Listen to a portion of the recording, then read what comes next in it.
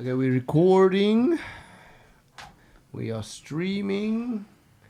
And I will tell you when we are live. Don't tell us. Boom. And boom goes the dynamite. The dynamite goes And boom. pop goes the weasel. Are we live on Facebook? We are indeed, sir. We're not. I want to share it. We should be. I want Says to it's share. live. One live viewer. That's probably you. Nope.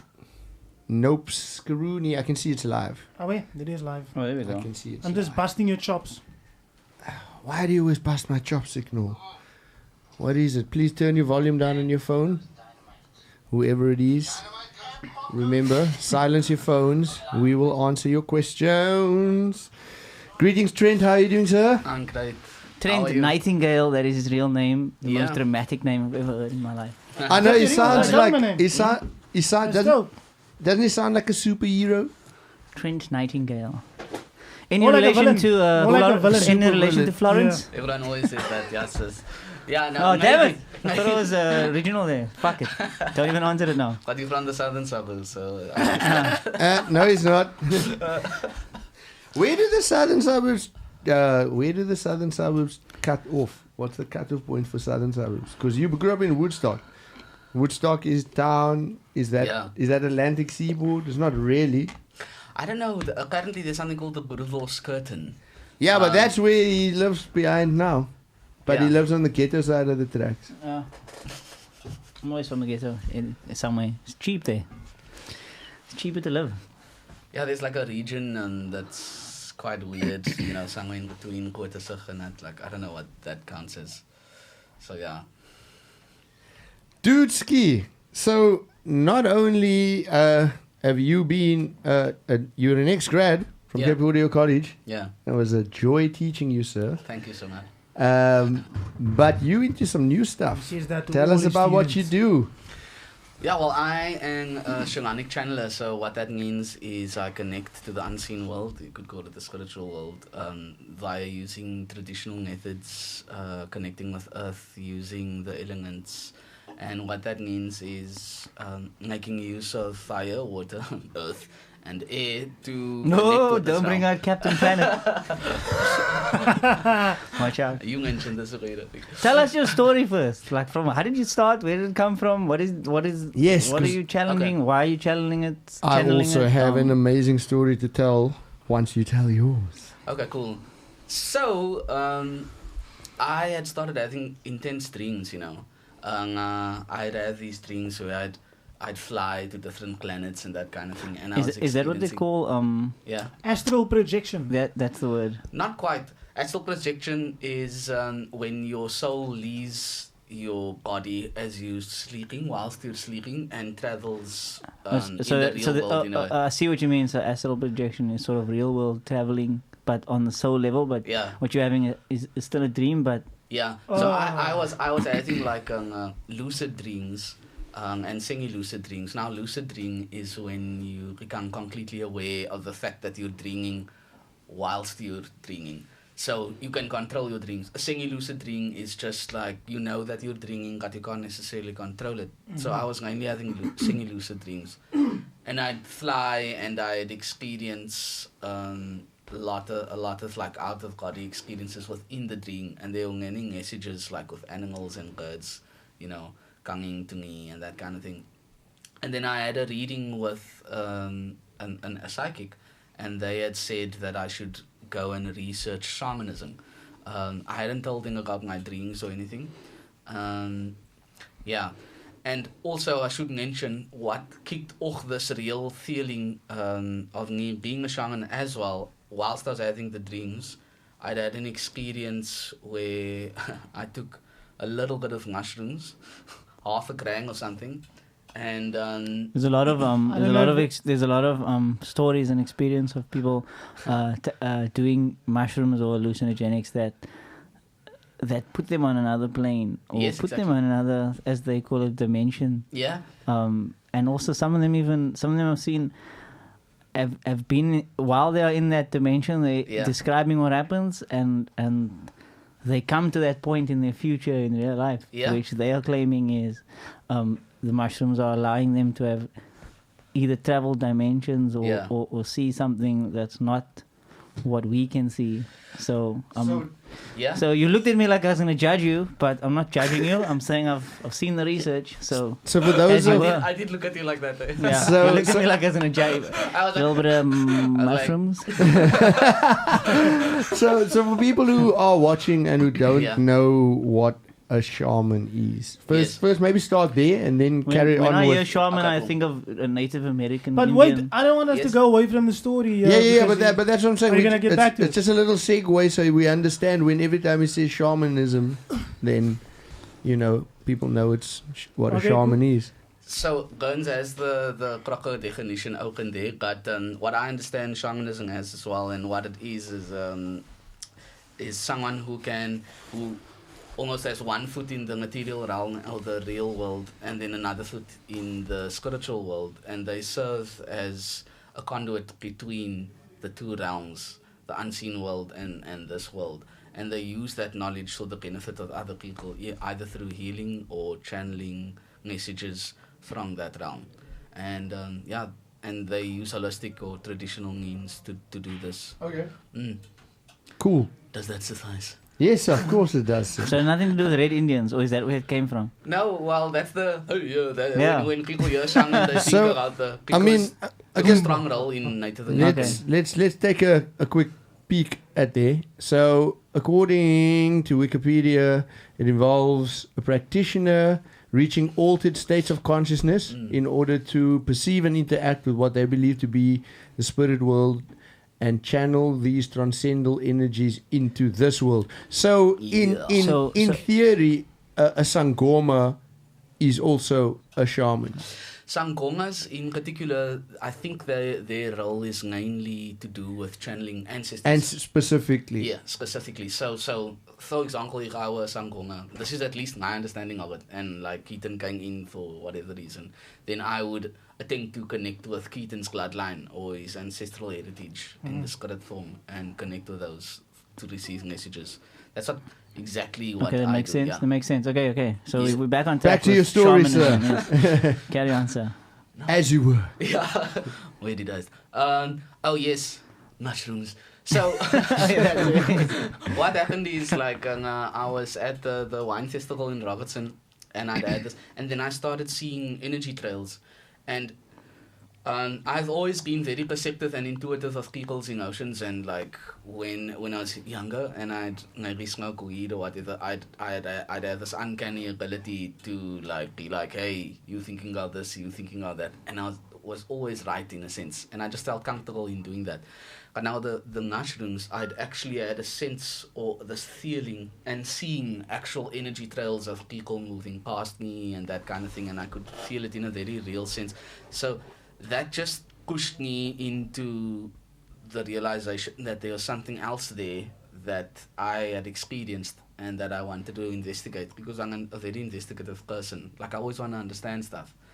And I was cynical about all of these things before because I had it in my family. Like my mother would see, spirits and the like on the side of the road.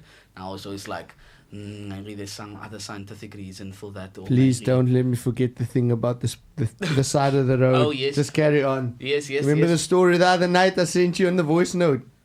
Okay. Carry Oh, on. is it? Okay. And so yeah, then I had investigated and I watched and read some things about shamanism, and I'd seen this one thing on YouTube and read a few things as well. A woman who's now my partner, she had actually sent me some links because I just out of the blue asked her, like, what do you know about shamanism? And I'd read a few papers on it. And then I'd watched this video, and then in my head, I had this hectic vibration on the top of my head. I had this experience where I felt completely overwhelmed. And I went to the counter at the house, and I was like just standing there like, wow, I believe that I'm a shaman, because everything that I'd read and what I'd seen just felt like I'd known it, and I'd always known it, so it felt like it was like my actual life path. I started doing readings and impromptu stuff, going out with friends. I had one evening where I'd gone out with a friend of mine, and I connected with his energy and did a reading for him at like a bar or something, and then his girlfriend and a cousin were there, and then I did them as well. And I just spoke You to did them. his girlfriend and her cousin. I like what a lesson. So yeah, and then the one girl started crying because it was so meaningful to her, and I was just connecting with the energy, and it's not like I'm like, hey, this is. I was just speaking to her and getting messages, and it was so on point in a way that moved her to tears, and then I was like, okay. That's the moment you knew. Yeah, I felt like I need to practice this more. This was last year when that happened. And I started doing more encounter readings and getting a skill and reading about it and that kind of thing. And then this year decided to do it as my business and that kind of thing. And it just, everything falls into place. It's not like I'm forcing anything. And I just feel like, yeah. Is it a calling? Yes. So I wanted to ask you, you know, I don't know how it feels when you rap or when you make music or when you hear, you know, like a really cool hardstyle beat or whatever, and then you just feel like there's this level of elevation, like you feel like you're doing what you're meant to be doing. Yeah. So that's the sensation that I feel when I do a reading, for example, like I'm helping people and I'm doing that, and I get excited, and it's like my highest excitement. I actually wanted to ask you if it is the same feeling, because I wanted to make that example of being an artist and, you know. Maybe I foresaw it. Touche.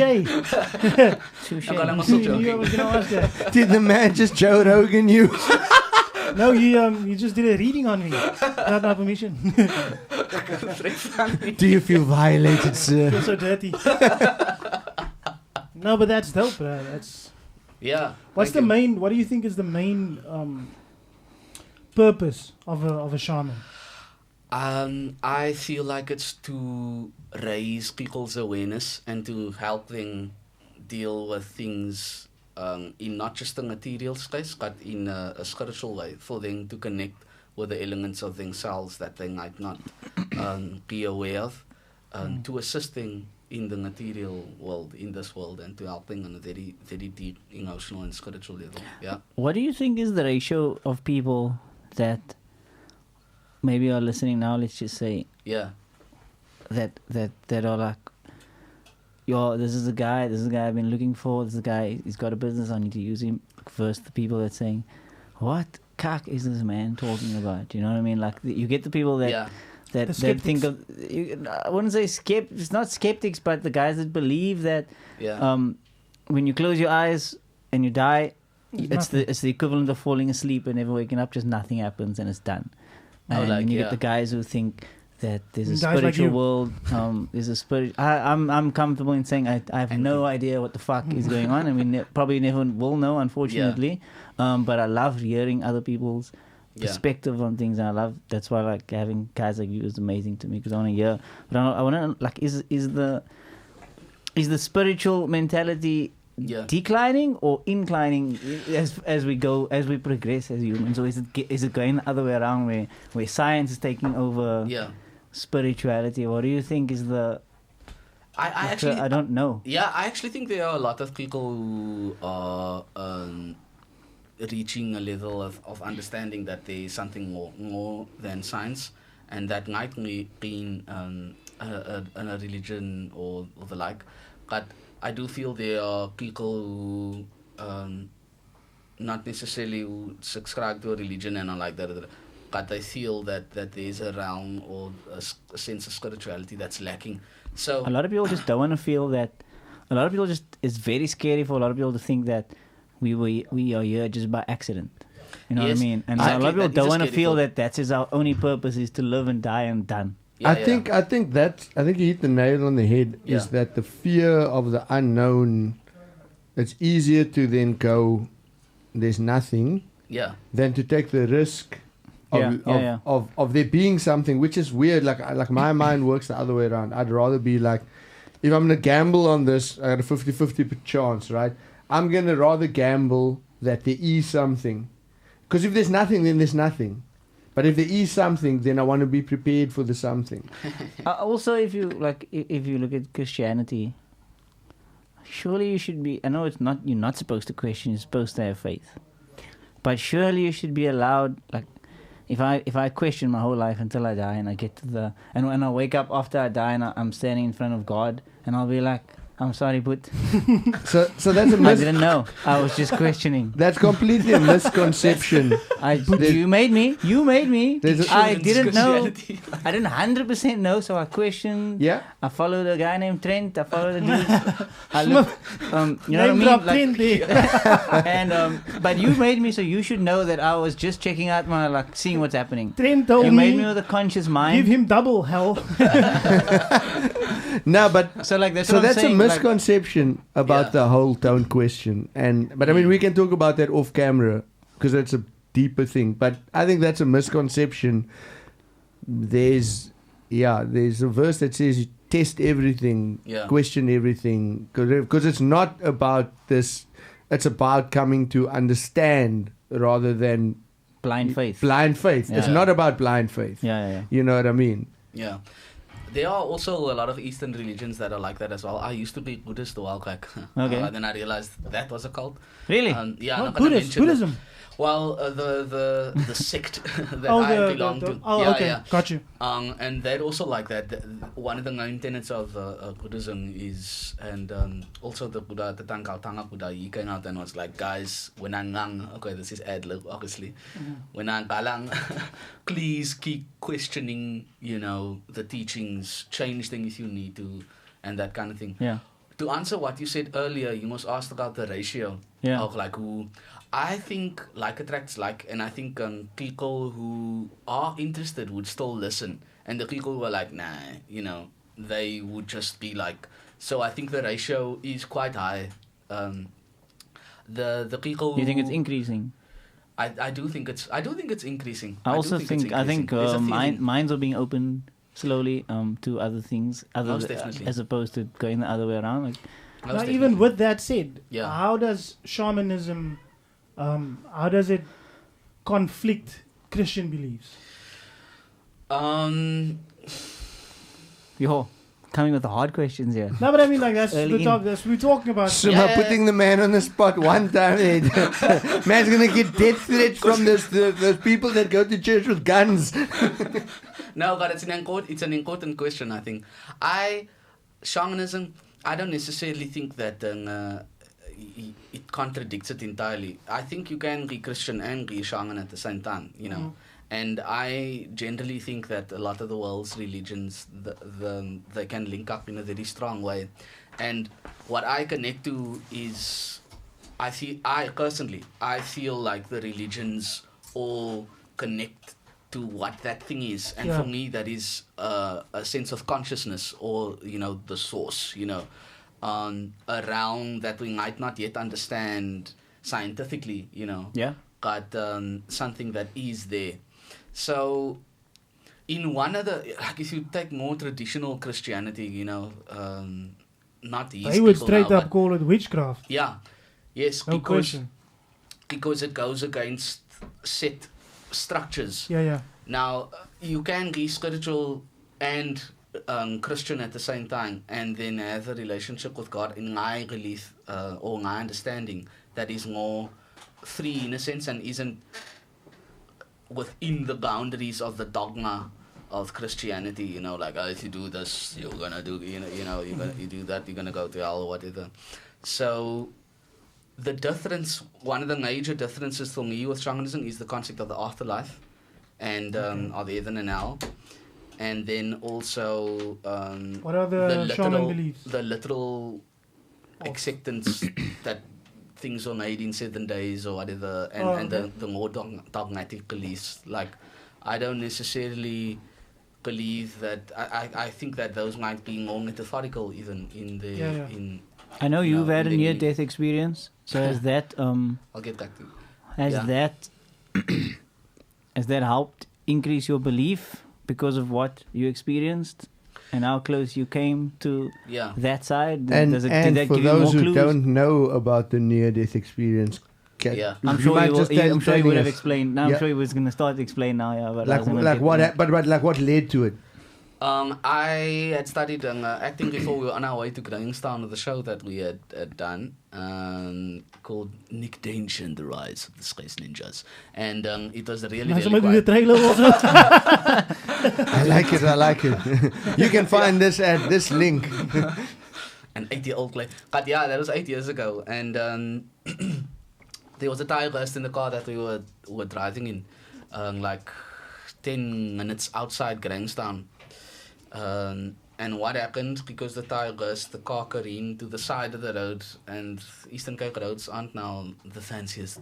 So the change from a soft surface, because on the side of the road the pavement was quite wet, it was like just like mud and whatever.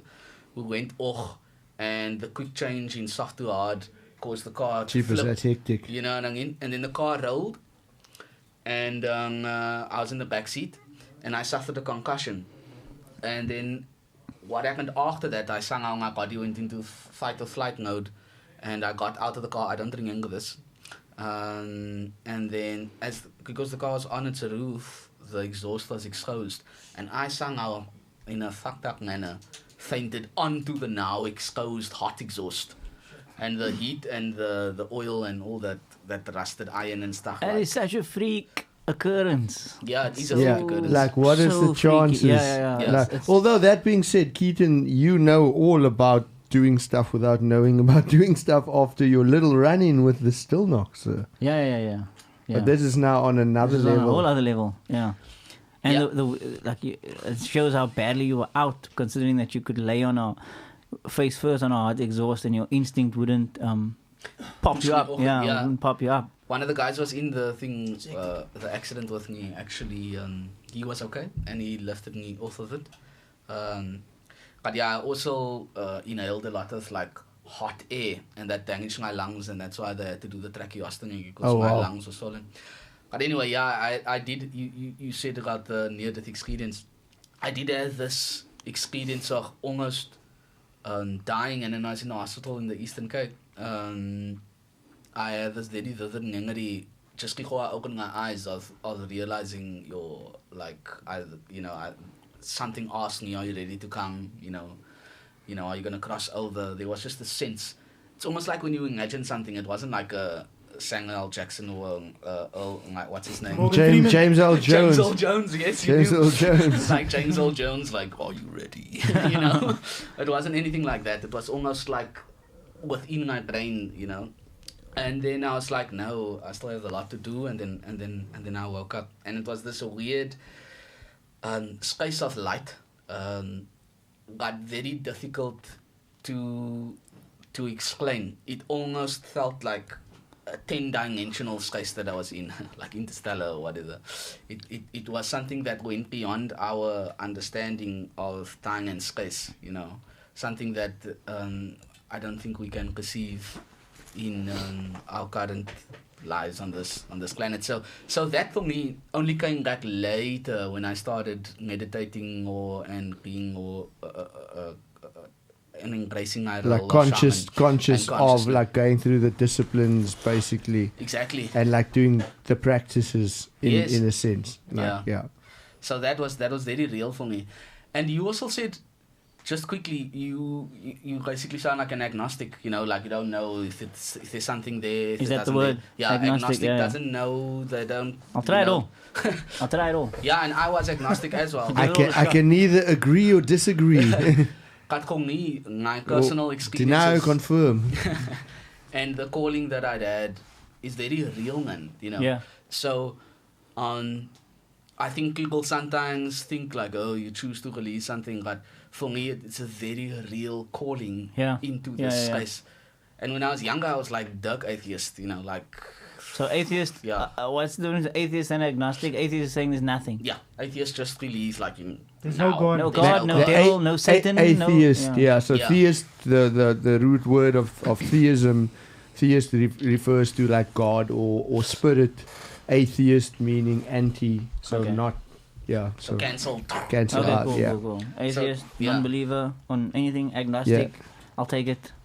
Yeah, so Shamanic. A lot of people would know me from the past, when I got an accident, and I know a lot of the responses. So are you saying you did a 180 after the accident in terms of what you believed and what you thought? Yeah, but it wasn't like a kickflip or like a complete 180. It was like a slow motion 180. Yeah. You know, like it was like a slow process and then like it went faster. So now you do believe there is a creator? Not necessarily. I believe that the creator is consciousness itself. I don't think that there was a being, like one singular being that like said, you know, and it began. I believe that that consciousness is eternal in a way, and we all have a waypoint into that. And I believe consciousness is something that goes beyond the physical realm. It's almost like spirit in its essence. Okay, so okay, let's have a follow-up question. You go. If you can I'm answer. ready. Yeah. Why is it then, if we take that, what you just said now, with consciousness, why is it that some people have the ability to contact the spiritual world or be in touch with the spiritual world and others don't? Can I come in on that quickly? Because so, you know, my view of consciousness or the things that I think about when it comes to consciousness, right? Yeah. You don't cease to exist when you sleep. Your mic's a bit hot there, but Is it? Is it really? I don't think it is. But okay. You don't cease to exist when you sleep, but you're not aware that you are there. You know what I mean? And sometimes when you are unconscious. When you are unconscious, you still exist, right? And that must mean something. You know what I mean? It must mean that the fact that you, like, because if our consciousness didn't mean something, like like a plant doesn't have sentience or whatever you want to call it. Well, it does. Okay, so the proof of human beings' consciousness and sentience, let's call it sentience versus like an animal. Like you can see that we can create things, we make things, we change things, we develop things or whatever. A plant is just a plant, like an ant is just an ant. Like a plant creates oxygen, though. No, for sure, so but they don't physically, they don't physically strive to do it. You know what I mean? They don't like a human being will think of a plan, conceptualize it, and take something from nothing and make it into something that's completely different, that's either helpful or expressive or whatever. Now, or destructive. Exactly. And that almost seems like... Isn't that just also within our nature, like it is within the plant's nature? But this is what I'm saying. So the reason why... First time you said it, that's Burns' But this is what I'm saying, though. That's his nickname. So start to count. So this is the... I have to take a drink. So this is the... But this is the point. You know what I mean? It's like we are the only beings that I know of, or that we know of, or that we can contact, or that we can measure, that we can track. Oh, yes. Now let's not hop on that. Just continue. You know what I mean? We're gonna take forever if we. Yeah, this consciousness or this ability to create and must be important. It can't be for nothing. Yeah. Back to you, Trent. Yeah, sorry guys. Agree with you. So okay, so you're gonna answer that. What is the question again? It's important. I just want to know. I think it's important to us, but at what scale are we looking at things? You know what I mean? Exactly. At what scale? Like, how do we not know, right? That our entire Milky Way galaxy, you know, is not a speck of dust on an ant's back. Can I just... And maybe it seems like a long time to us, a year or 10 years or whatever. Yeah. But we can't either conceive time, really. I don't know if we can conceive time. We only perceive time because we're dying. If we weren't dying, exactly. Time wouldn't and we're looking matter. at it as a linear point, but how do we know even... We could be waiting for a human to step on that ant.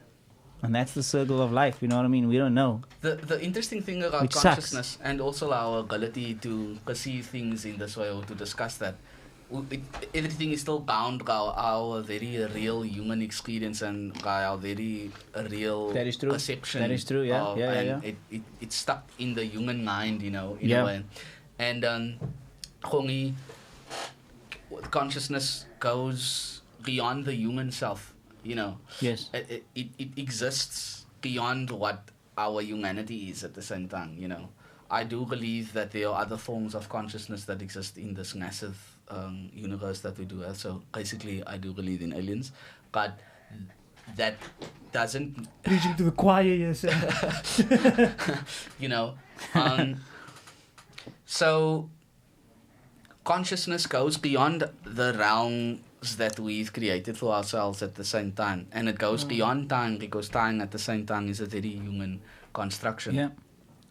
I had a thought now, and I also should say that shamanism isn't also a religion, you know what I mean? Mm-hmm. It is a practice, basically. And my religious or spiritual beliefs, they do tie in with shamanism, but practicing shaman doesn't necessarily have to be within the realms of like open consciousness and that kind of thing. So can anyone do it?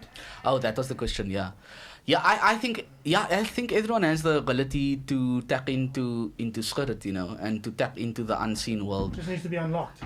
Yeah, and I think I just have a natural talent for it, and my experiences have allowed me to... So that's a perfect segue into this. This is a message that I sent the dudes just the other night. Yeah. So two things happened in the last week, right? And I shared it with both of these dudes. We're in a group together. Yeah. The one was you were talking about your mom on the side of the road, right? Yeah. So that's the one thing, right? And the other thing you spoke about was dreams. Yeah. Right? And like these weird coincidences. So check this out. I'm gonna play this voice note quickly. Oh, okay. Maybe I need to turn my volume up. I just had the weirdest thing happen to me now. Driving over Oakapseweg, mellow,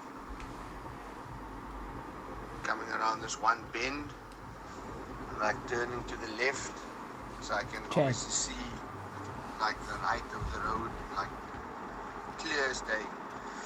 I look up, I see this bra walking there in a blue shirt. That's as much as I can see is this bra walking in a blue shirt. I check the line, I look back up, the bra's gone. But like, I can still see the spot where he was. And there was definitely a bra there. And then like I said, I literally just checked the line, because I'm obviously going around the bend. But I like drop my eye for a split second and look up. And the bra's gone. There's definitely a bra there. Is that a ghost? So that was the one thing. The way you looked at me. But then the craziest. I need to answer now.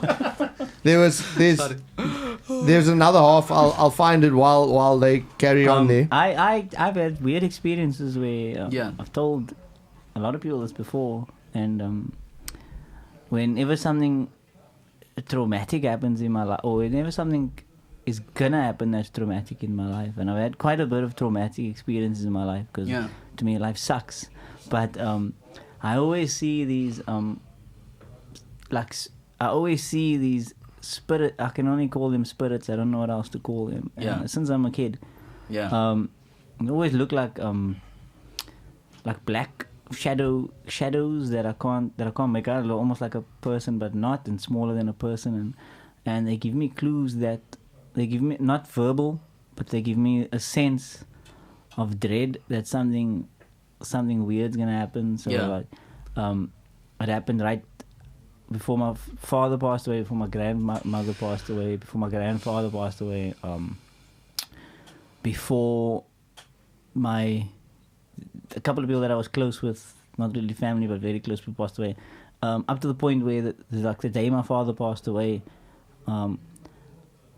I looked at somebody and I just told him, I think my father just died, Jeez. And they looked at me and said, like, what you talking about? And, and my reply was, I don't know why I just said that. Yeah.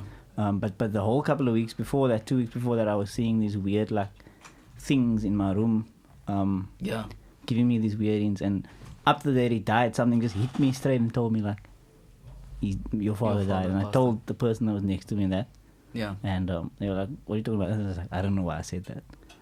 And I always, like, nobody believed me. So, like, maybe whoever's listening could think I'm a crazy person. But at times, like, when I was young, I used to see it. And I remember one time seeing something weird. I'm not going to say what I saw, but I saw something that I couldn't explain. I just ended up running out of my house as fast as I could. I left my doors open and it's like running down the street screaming. I was that scared. So I don't know what is it? Like, it's not. Or how, but I think there's some kind of connection. I'm not lying. Like, you know what I mean? I'm not lying. Definitely not. I've always, like, so, like, I can't explain what it is. Like, and people that will tell me that there's nothing other than what we are. Yeah. I have, like, the evidence of what I've experienced and what other people have experienced, like you and stuff.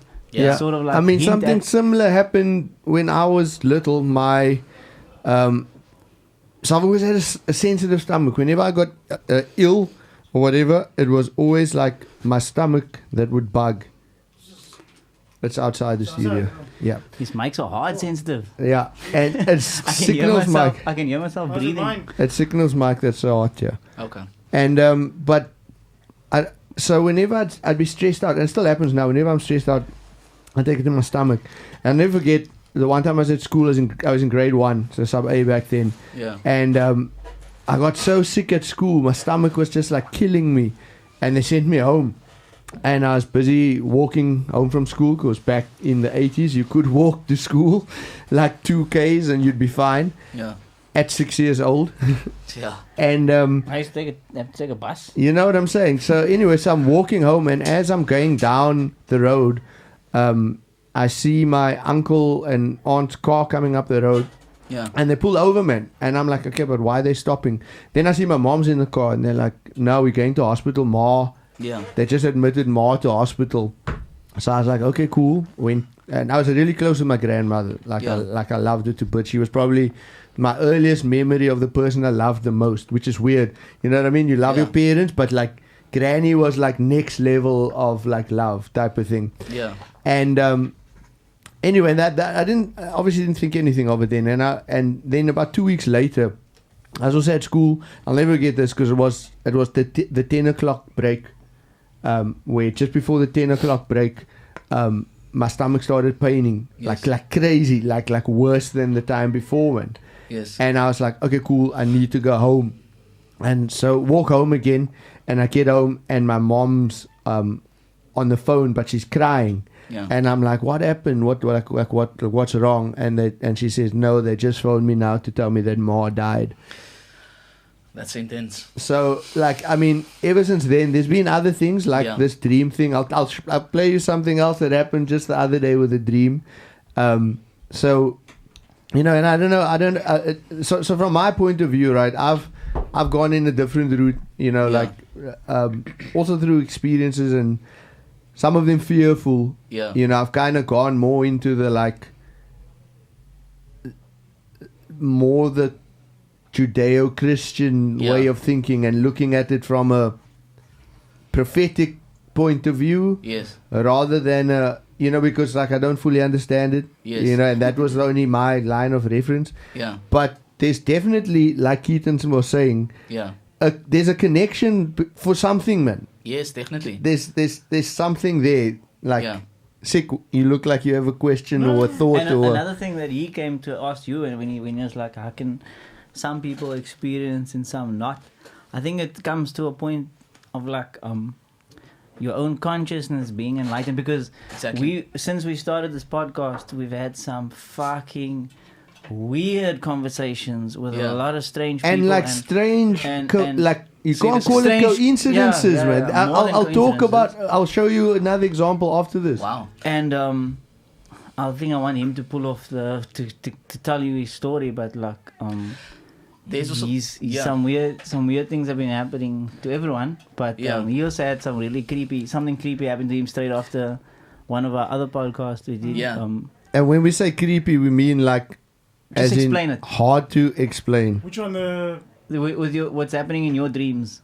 Oh, so. Oh, okay, sure. There's this. How do I explain it? There's this thing that intrudes in my dreams. An entity or something. Yeah. Since I don't know what it is. Since we had a weird but it's like chat. you have a dream, right? And then you just get this feeling, or you see something in the dream. Yeah. It's also like you explained. It's a dark figure, human-like, but you can't really see. And also the weird thing is he explained the dark figure before. like that before I explained my dark figure. So like, and I had heard him tell me about the figures, and then he described some. So when he told us the story, I told you like years ago, like when we started the DJ Academy type of thing, and then he told us the story. That's I don't know if you saw the dream highlight reel. That's where that came from. But exactly as he explained it is what. So I was like, oh, like what you saw, and then they were like, oh my gosh, yes. and then just before I see it. Just right up to that point, I'm not aware that I'm dreaming. And then as soon as I witness it, what do you call it, semi-lucid? Yeah. Or do you become completely lucid? Do you feel like you can control the dream? I try to, but I can't. Oh, okay, then you're probably semi-lucidity. So as soon as I see it, I'm like, oh fuck, I'm dreaming. Yes. But I also do know that this is not supposed to be here. You say it feels like an intrusion. Yes, I get that feeling of like, my space has been invaded, you know what I mean? So then, but at the same time, I also get the feeling of familiarity. Like I kind of know it. Yeah. But I also have no idea what this thing is. So it's like it's really crazy. Yeah. I've chased it, like I've confronted it, Yeah. and then it'll just like run away. Yeah. And then like the more I get like angry at it, I start to get sleep apnea. So then I won't be able to breathe. Yeah. And then my brain wakes me up because I'm suffocating. So then I'll just like. Wow, that's very intense. So it can be a number of things, and I feel like the classic psych thing is like, oh, it's your own fears or something like that. But because it feels like an intrusion, it might be some kind of entity. You know, some people will say it's like demon is a strong word, but like a thing that is drawn to maybe some negative thoughts that you might have had before you go to bed, and that has just like attached itself to you. So usually when that kind of thing happens, there are ways to remove it. It's coming to you in the subconscious realm, or maybe it just becomes visible to you when you're sleeping. What is Chad trying to ask? So what can help you is just to ask it to leave, or to ask yourself before you go and sleep to protect yourself in whichever way you feel connected to, maybe a prayer, or just to visualize yourself being protected from this entity. But the thing is, I don't feel fear. Yes. I get this overwhelming feeling of anger. That's very interesting. I don't feel like it's shocking at first. I'm like, what the fuck is this? But then I get over that quickly, and then I just like, I wanna fight it or something. But I just like fucking get angry. So we spoke about this last time off air, and I was like, it seems as though, like, let's say, like Trent said, like demon is a strong word, but what if it's exactly that? There's, it is a demon, but it is a demon that you need to face. You know what I mean? Something in your life that you need to face. Something that's intruding on your life. Something there's a challenge. There's something that's. That makes a lot of sense. You know what I mean? And there's this demon that's coming to you, and it's in your face. And like, there's a quote. I don't know who said it, but there's nothing more wretched than a man who runs away from his demons. Yeah. So I'll find it and tell you it was. So that's Bern's point of view. Yeah. From my point of view, it's an extraterrestrial, but it's actually yourself. But this is what I'm saying. So it's the demon. It's you in the future. That was my first. Because we can't understand time. You're facing yourself. So there's something in yourself you need to change. So it can. Yeah, that ties in with you. This is what I'm saying. So you're facing yourself. There's something in yourself that you need to change. But look, for a clear message from Spirit, like the first thing that comes to me, like we'll probably I'll have to do a reading and try and connect with it if it like bothers you all the time. Because it can be any number of things right now, because I don't have complete clarity on that particular issue. Then going back to what Keaton said as well, with the dark figures that you had seen and that you continue to see, I actually think you have ability, and I like the experiences that you've had. I think there's a natural ability for you to connect to the unseen world, Yeah. And you probably experience a lot of synchronicities. Like you'll see something and then another thing happens and then they link up and then that will happen and that will happen. And you probably have the sense of extreme intuition. So whereas you feel something is going to happen and then it naturally happens. It might be an hour later, it might be 5 minutes later. Even you're the kind of person who knows who messages you, or when your phone rings, you know exactly who it is. So I do think that the veil between that world is thinner for you. I also believe in reincarnation, and as a shaman, that's not necessarily a must. But personally, personal belief of yours. That your consciousness, you might have been more connected or practicing spiritual practices in a previous life. I'm old. Like I've got my uncle on our live chat here. He's saying. He's making fun of me for talking these spiritual things, but I was being at a friend's house once with my girlfriend and her friends. It was her friend's house, and It was a creepy house. I was scared the whole time I was there. I could feel something weird, and I didn't want to be there. But I walked through their lounge. They had this big mirror in the lounge, and I saw a figure of a man standing behind me, and I knew exactly what clothing he was wearing and whatever. Yes. And I ran away. I went to tell them I saw a fucking man. I saw a fucking ghost in the mirror. Yeah. I need to go away. I need to get out of this house. Hectic. And then the girl whose house it was, she asked me what I saw, and I said I saw a man in a jersey, blue jersey or whatever, and he was old, and I'm fucking off. And then they showed me the mirror, and he's it was a grandfather who died in like a blue jersey. He always wore this blue jersey, and his urn was underneath the mirror with his ashes in it. Yo, that's intense. And like I've had a couple of those weird experiences. Sorry, I'm trying to find the questions. I don't want to say everything that happened because you can't. It's so easy to say stuff if you don't have proof. Yeah. But like something like that, where there's people seeing stuff as well and corroborating my story, I'd say then that I can explain that because I have witnesses. Yeah. But it's like how do you? I can't explain that other than a spiritual thing. Yeah. Yeah. And someone, it leads into a question that from someone is Chad. asking because he won't fucking stop messaging me. Sending us a million times. Okay. I've never seen this many. Chad is saying he also sees the black entity. Oh, really? And he said, what do you know, or do you know anything about the pineal gland wand? And why people call it the third eye?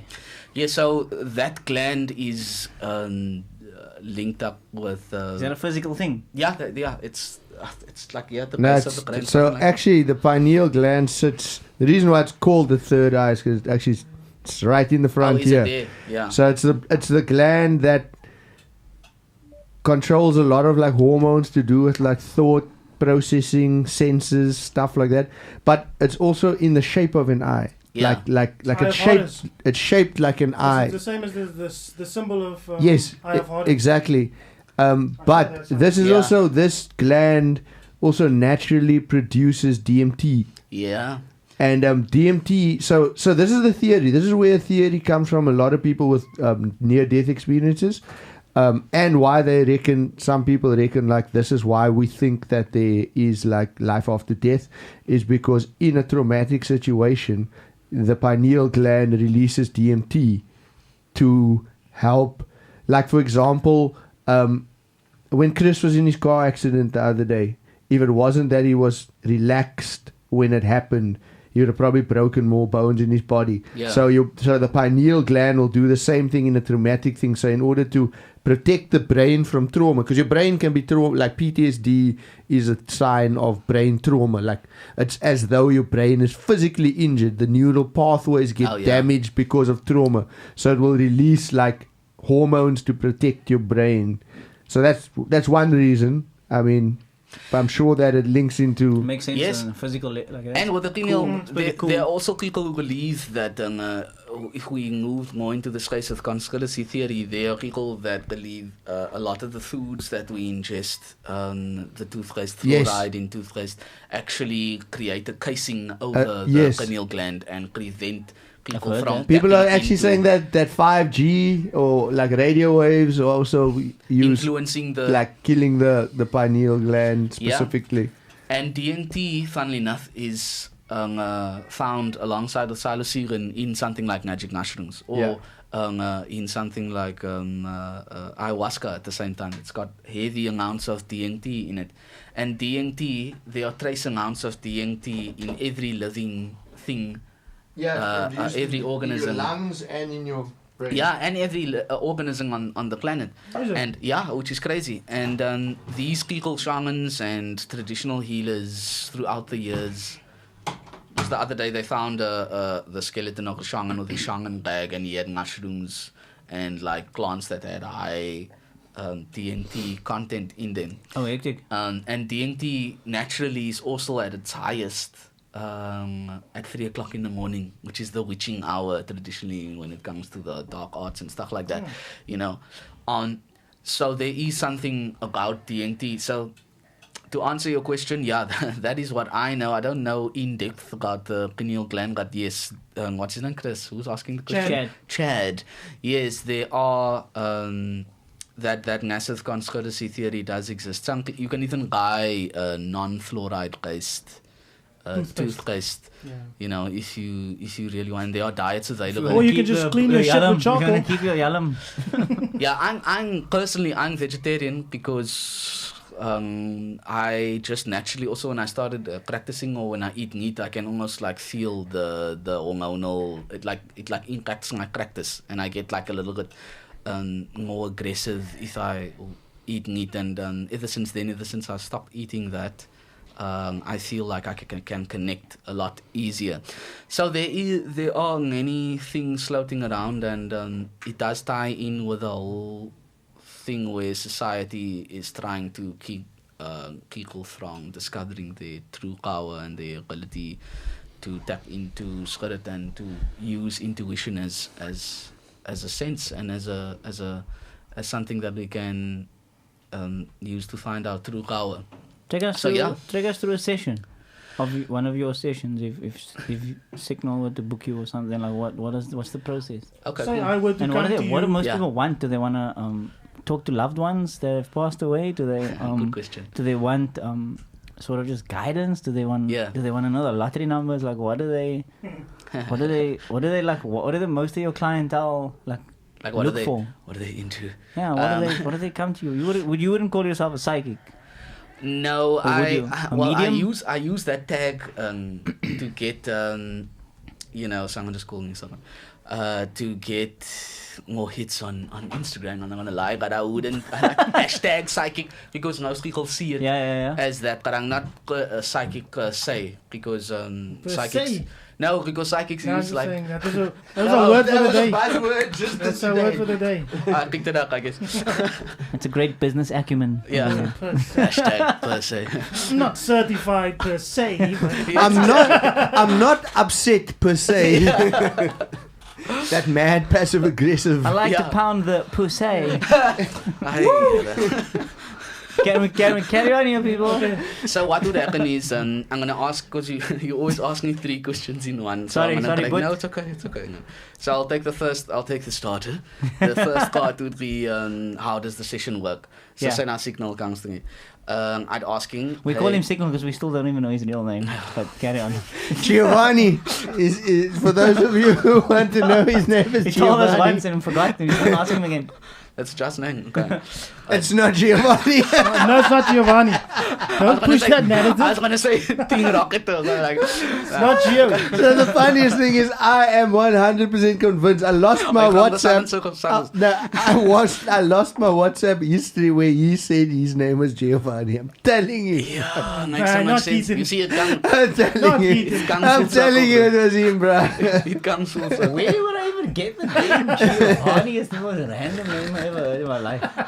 Because I know Giovanni and they're just calling Gio. Isn't that a made up name? Funny. All names are made up. I'm shitting here on Giovanni. Do you know the first time the name Wendy was ever used was in Peter Pan? That's a made up name for Peter Pan. Really? Yep. I don't agree with you. I think Wendy is short for Gwendolyn. Yeah, something I will. Isn't that Gwen? Well, dude, it's people make. Okay, I'll check it out. Well, I call you Giovanni. That's not even your name. Why would I make you up that fact?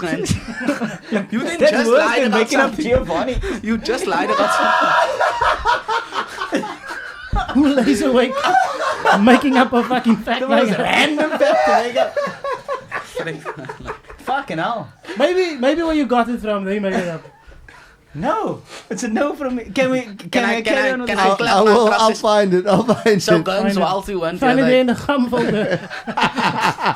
Gum origin folder. In a klomp kak folder. The Southern files. Okay, so guns, before you left, I asked me about the process, like if Signal / Giovanni would want to, like how would hashtag Giovanni. So, okay, you guys. It's all fun. Hashtag fun and games. Okay. So you do come to me via WhatsApp on my website at www.nightingalevision.com and on my Facebook page or whatever, whichever way funny, and then you'd be like, ask me, hey, I'd like to do a reading. Oh right, sorry, I have to do this. Okay. I'm gonna Jesus do it for you. This man get okay. You know, I told this man's mic is hot. You know how it is. I'm asking, bro. What did I say? Okay, granted they do say they brought it up in Peter Pan, but look what it is related to the Welsh name Gwendolyn. Yeah. Didn't I just say that? Did any of us say you were wrong about that? No, but you all said I was wrong about Peter Pan. So fuck you all, because there's it in black and white. Don't use that, bro. We'll Google it on the spot. Yeah. I can't let it go, bro. I'm also like that. And buy some fucking star stickers with this, man. None of us even refuted. You get a star on your forehead. Burns, I do the same thing. But seeing it happen, like me not doing it, it's a little bit Irish. Yeah. That's exactly what I said. So thank you for giving me that lesson. I'll take it. Group. We literally had this conversation the other day, right? Where I was like, "Geez, why must I? I'm not a nice person." Burns makes reserved shamanic healer so nar on the show. He calls him a naya. How are we gonna make that thumbnail? It's and he created a word like Wendy, Nairish. No, but it's nice to see you. I'm gonna use that. Shut your Irish mouth. We'll take it. This poor man's never gonna get to his practice. His business. I'm doing like the body language the whole time, but it's not working. This man's trying to get his fucking business pitch out. Give him a chance. Exactly, and there are people who want to know. Look, okay, so I'm sorry, everyone's talking at the same time and screaming, but can we just... let's just finish this story. Can we just confirm that Wendy was created on Peter Pan? Yeah. Okay, hold on. I'll give it to you. Let's check it out here quickly. I'll put it up on the screen. I'll put this to rest quickly and then we can carry on with you, Trent. It's more important than you, Trent. So the nickname... No, stop with nicknames here. No, it said it was created from the nickname Fwendy, short for friend, given by the author, by the young friend. However, the name was used prior to the play. Was used prior to the play, sir. In which case, yes. Not the nickname. In which case, it was related to Gwendolyn. So the name was there before the play, is what this thing is saying. But the name Wendy. Gwendolyn was used before the play. But no, they're talking... Okay, I'll find more detail, dude. But we'll go in. You guys can do your exactly. measurements after the... Yeah. I agree. Trent, Back just to when Trent. when you start now, just give you a website again. Some people didn't catch it. It's www.nightingalevision.com. Say Nair. Nairism. No, Nightingale. That's what you're going to say. Imagine someone did that. Okay. So yeah, www.nightingalevision.com. Some people put a K in Nightingale and like, no, you don't spell Nightingale. Yeah, Night, like the bird. Oh. Yeah. Wait, isn't a bird? Where would they put the K? The name only became Like common silent K. after the play. Like What? silent K. For So real. it Like was being used Nightingale. before Oh, the like They his made it. surname, Night. Yeah. Oh, okay. Because sometimes people like they want to be quiet. Yeah. So Be they'll extra. they'll Be over extra. involve it, so they'll put the K in front, and I'm like, no, guys, it's like the bird, Nightingale, nightingalevision.com. So Florence. what would happen is you'd contact me through any of those means, and then I'd ask you, do you want to do it in person or via video chat? And then I'd either drive out to you, or we'd set a time for me to drive out, depending on your decision, your choice. If you'd like to have it face to face, or if you'd like to do it as a video chat, we'll schedule the time to do those things. And then the day before, I'd send you, or on the day that you'd schedule the reading, I'd send you a picture of some of the items I use, the crystals that I use within the meditation. You choose one of them, and that just allows me to connect to you prior to the reading itself as well, and just so that I can get a sense of what you desire from the reading, and also so that you have a hand in the reading at the same time, besides just me connecting to your energy and to the spirit realm.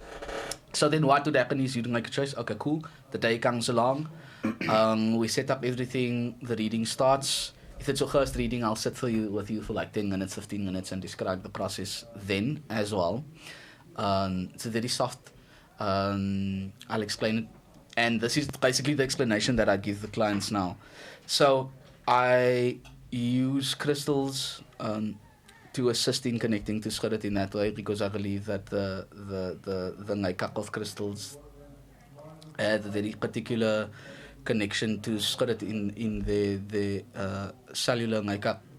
That's a whole other story. So I don't really go into the meaning or behind crystals per se, but then I'll give the meaning behind the particular crystal that you've chosen, and then I'll sit with my bowl and my herbs that I use. Do they just randomly choose what they're drawn to? Yes, crystal exactly. Oh, okay. Yeah, out of those ones. Okay. You know what I mean? So do you use crystals similar to someone would use tarot cards, basically? Because you also like take tarot cards that you're like drawn to. Instead of just them shuffling it and being dealt, like you'll usually be asked to like take those tarot cards. In a way, they it's like a ouder randy in the sense that that will dictate the tone of the reading per se, and will also provide more of a synchronicity kind of that. But it's not exactly like the tarot, because tarot is like step by step or whatever, and the whole process revolves around the actual reading of the cards and what comes through. That's almost like an instrument, you working as the instrument when it comes to tarot cards. So you channeling through tarot. Like a Sangoma would use the bones. Yes, it's a divination tool in a sense. I use the crystals differently just to give a sense of the reading. So then I'll burn Rhinoceros, which is a plant that is used to neutralize the stress, just to make it like vanilla in essence. Like sage? Yeah, sage is a smudge tool. Yes, you know a lot about spirit. It's interesting. I'm just so yeah, saying what I heard. Low-key practitioner. So yeah, I'd use that to just neutralize the stress and return it to a vanilla stress, and just to protect me and the person I'm doing within the reading. Protect from? Can I keep interrupting you? Yes, you can. I enjoy it. Protect from what? Yeah. Protect from possible negative energy, or also just to keep us in the space of the reading, so we don't get distracted by, oh, did I leave the oven on? Oh, you know. So what does the plant do?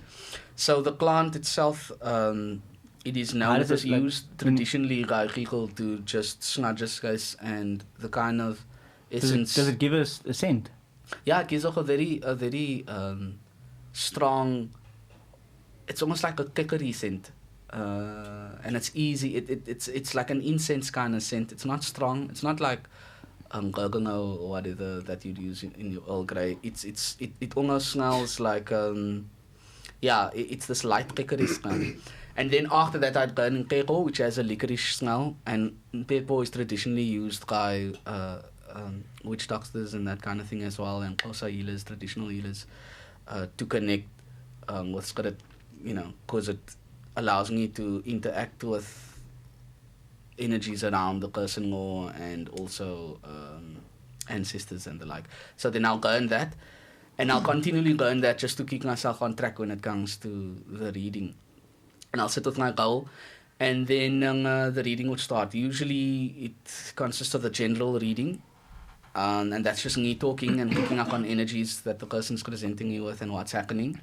And then for the last 15 minutes, people ask me questions. But it's the person's hour. Each reading is about an hour, so they can ask me whatever they like. What are they mostly asking you? So the questions they mostly ask me about are loved ones that have parted this reality, this realm. Or what do they want to know about them? It depends person to person. Aren't they done? You know what I mean? They died. Like, what do you need to know?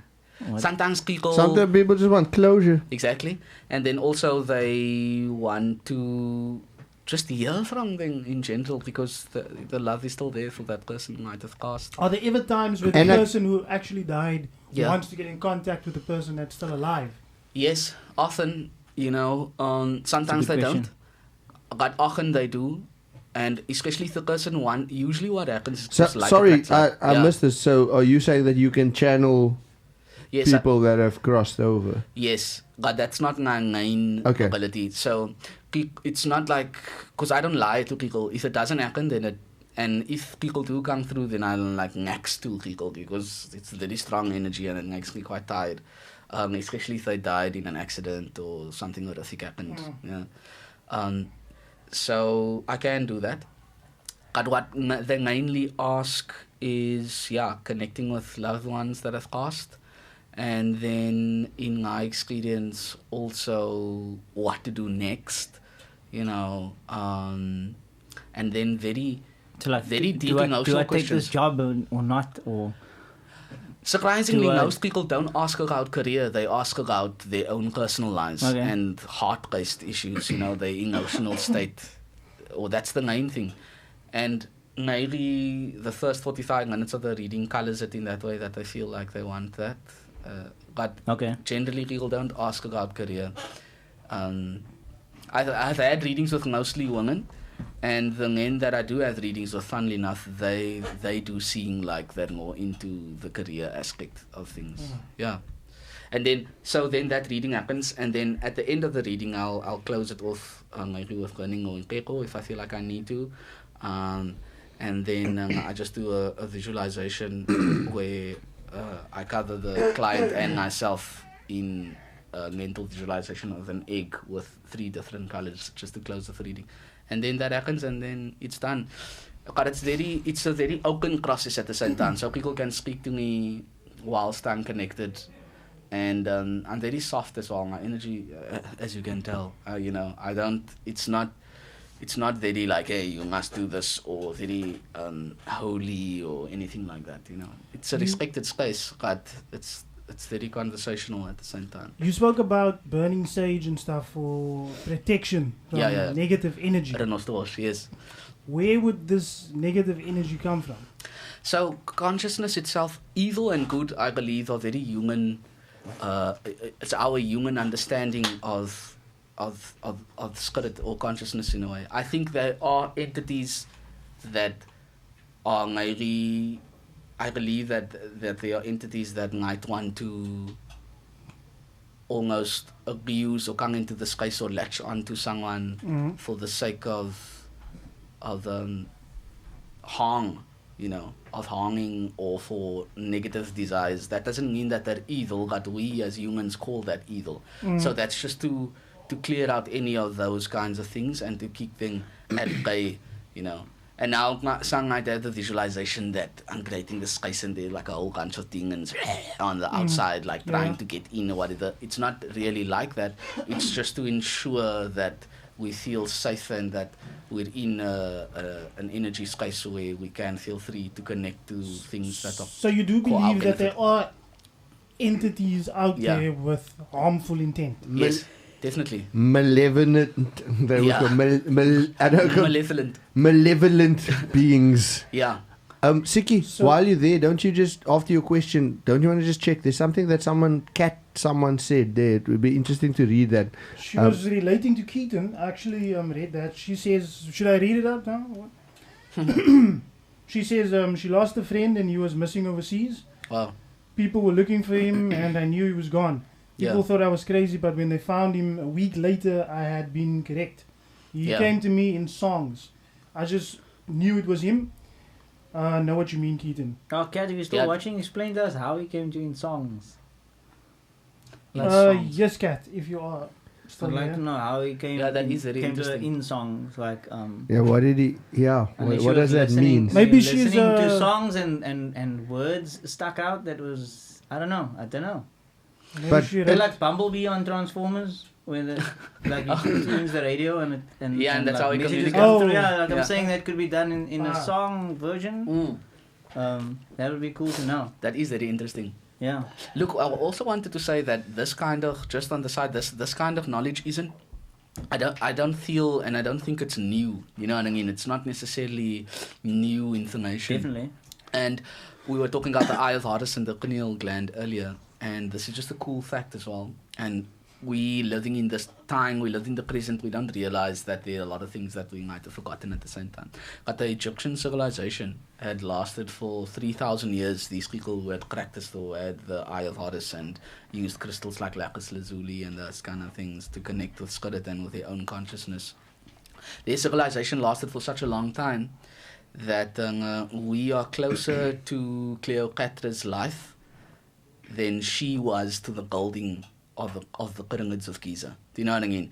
And their society remained crazy. It is. Their society remained unchanged.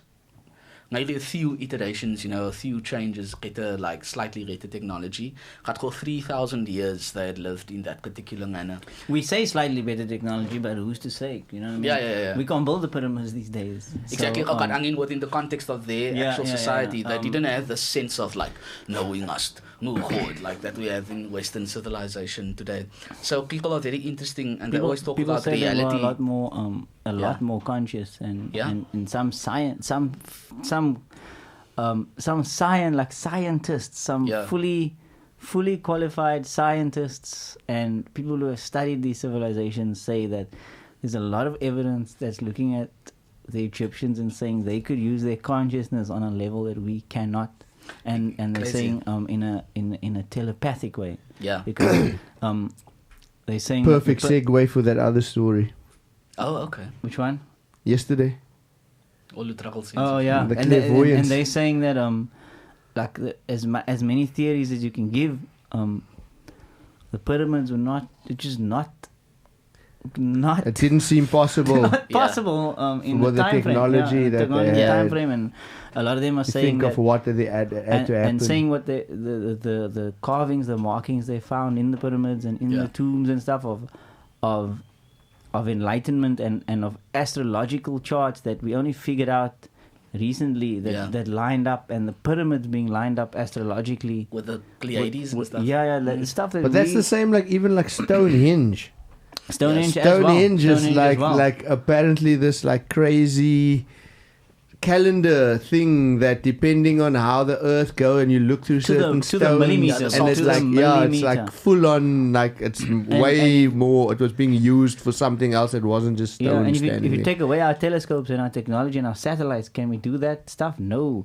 And there's pictures of in tombs. There's pictures of helicopters that they've carved. There's pictures of flying craft. There's pictures of them using their mind. There's pictures of them using their mind to lift big stones and big stuff that they've carved themselves. Yeah. And it's so weird. We can't imagine I don't know. It's a weird fucking another thing that we'll never know. It's like navigation. So right, if you think of like seafarers, like what would you call the Polynesian cultures, right?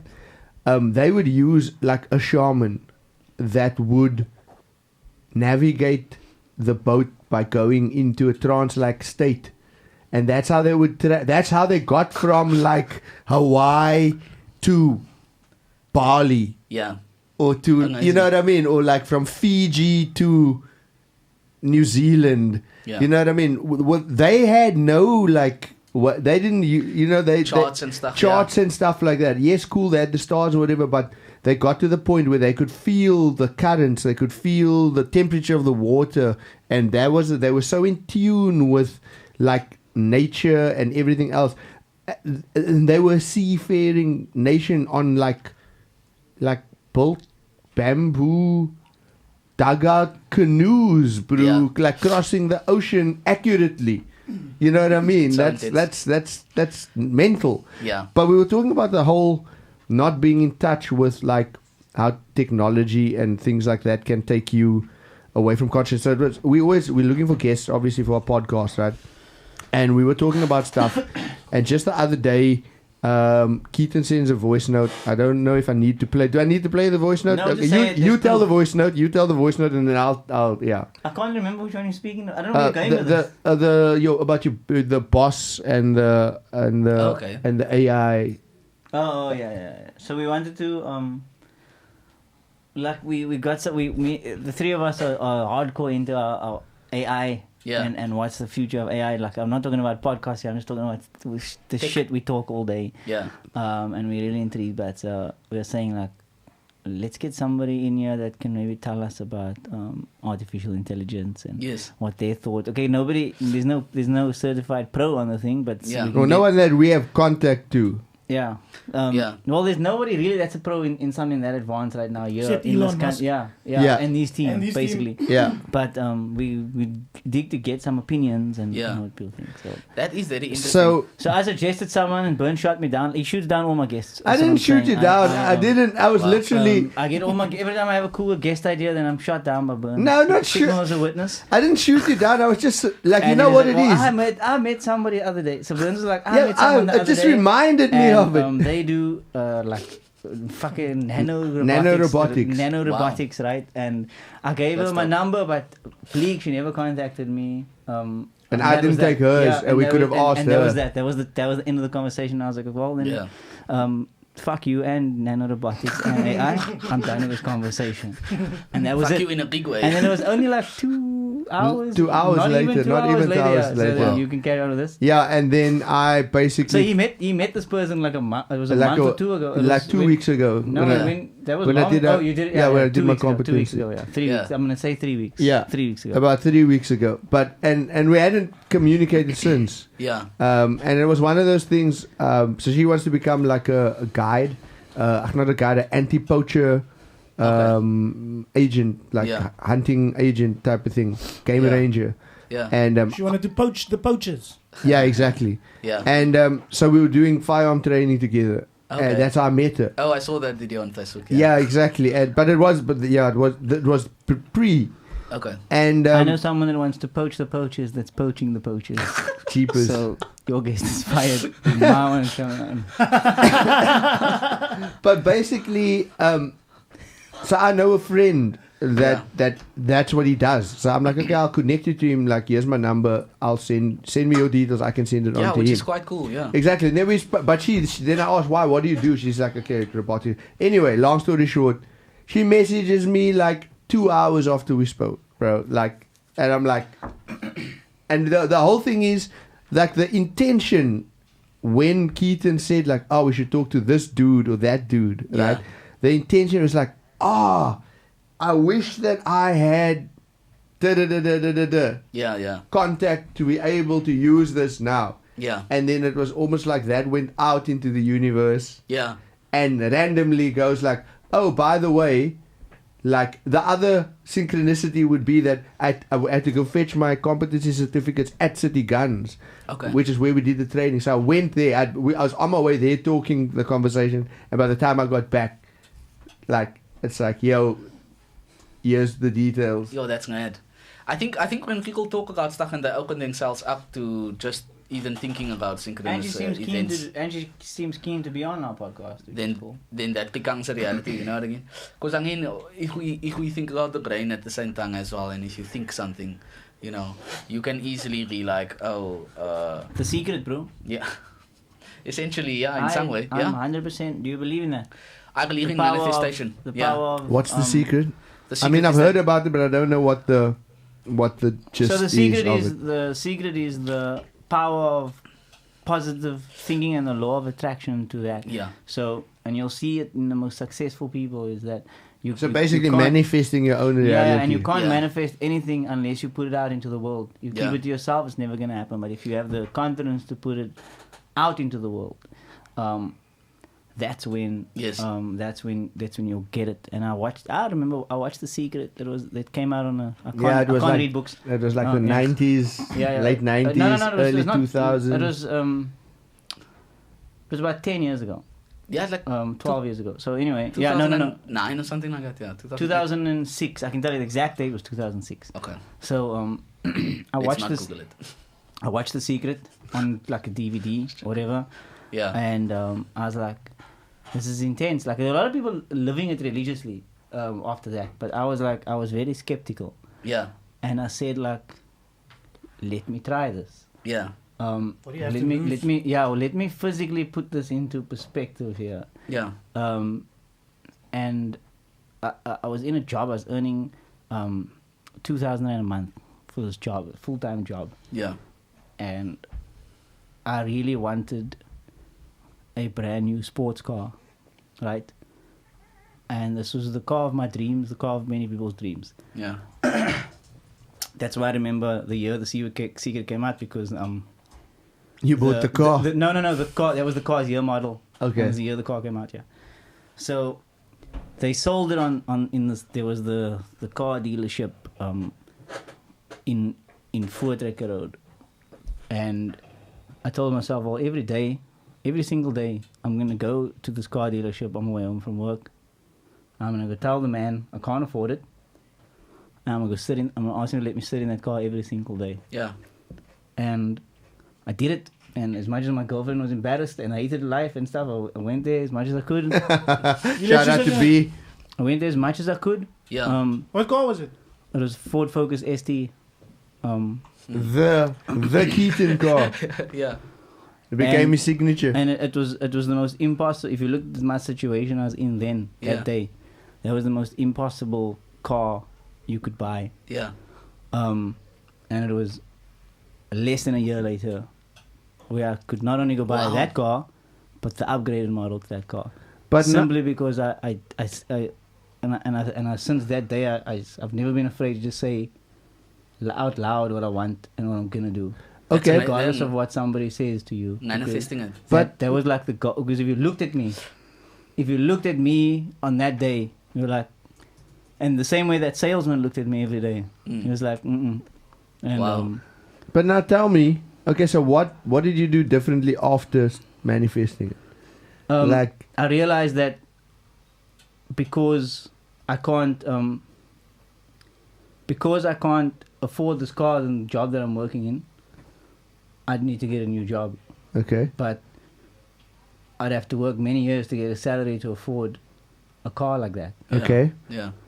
So the only way I could do it was to get my own company, start my own business. Okay. And I figured that if I can spend 8 hours a day on working on somebody else's business and accomplish it, imagine how much I can accomplish if I sat in my own room myself for 8 or 16 hours a day. Yeah. On sitting in my own thoughts. If I sat for 16 hours a day straight every day for 2 weeks, I would have a solid deal, a solid idea, a solid plan of what I could do to make an income. Yeah. At the very least, an income to match what my salary would be to start. Or what do you have to lose? You know what I mean? Yeah, yeah. If it doesn't work out, I go completely broke. You know what I mean? If it doesn't work out, I can declare myself bankrupt. And you can only do it if you're young. You can't do it if you're old, you can't like quit your job and stuff because you have a lot to lose. But now the question, they don't have a lot to lose. But the question is then, was it the secret, or was it the fact that you thought about it and started up? Maybe it was the fact that you put it out into the world and you couldn't turn back. You know what I mean? I told the salesman I'm going to buy that car. There's no way I could turn back from that. I told my boss, I'm quitting my job because I want to start my own company. Okay, I mean, I get it. I'm no like, I don't see it back. as that. That happened with like me and my wife. I was like, I'm gonna marry this girl, and like some crazy stuff went down. Yeah. That counted against my favor to marry her, and when we married. So that's actually manifestation. I'm saying it's, and that's is it a placebo? Can you guys please get more on mic? And that's why my mic seems hot, because I'm like here and you guys are like over here. Okay. So get away, because it's 2 against 1. You just get away there. Mic control. Is it a placebo? We all don't have the penis mic. Is it a placebo if it's working?